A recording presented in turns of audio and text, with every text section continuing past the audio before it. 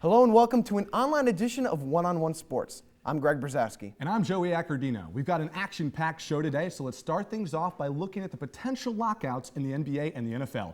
Greg, which league is more likely to have a lockout? I think it's the NFL, Joey. Really? There's way too much money taking place here.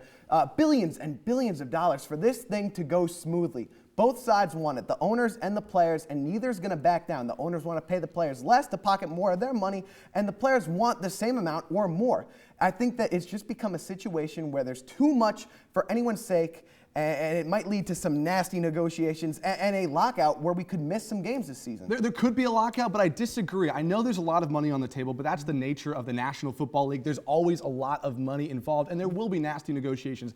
But I think it's the NBA, and here's why. I trust the NFL to work through its problems. It is such a competent organization. And say what you want about Roger Goodell.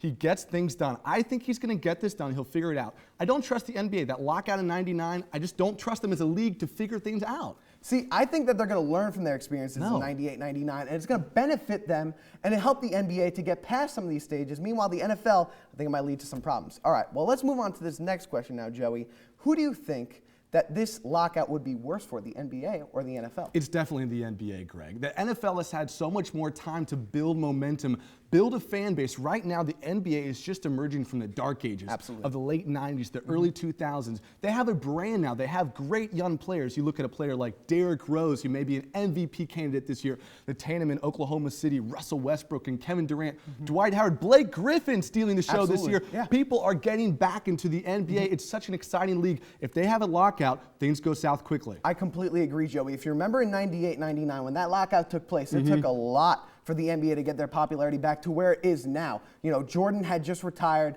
and the fans were very upset at losing out on a couple of those games. So I think it's going to be really tough for the NBA again because the NFL, it's always going to be popular. It's the biggest sport in America right now. They're going to have their fans no matter what. Okay, let's stay with the NFL. If the NFL has a lockout, Greg, which group does it hurt worse? Does it hurt the players worse? Does it hurt the fans worse? The coaches? Who is most affected by this? Joey, I'm going to go outside the box here. I'm going to say it hurts Roger Goodell most. Really? Because this is going to be a major stain on his legacy as commissioner of the NFL. What has he done so far? Pretty much just hand out fines for players hitting people too hard and celebrating too much. That's been about it. You're hating on my man Roger Goodell. Come on, Greg. You know what? What has he done besides that, though? I mean, if this happens and he's not able to bring football to the fans next year, it's going to be huge. It's going to be very, very tough for him to come back. The group that hurts the worst, though, is the players, Greg. They don't know how to manage their money. If they're not getting the paycheck that they get week to week, a lot of these guys live paycheck to paycheck, believe it or not, which is preposterous to me.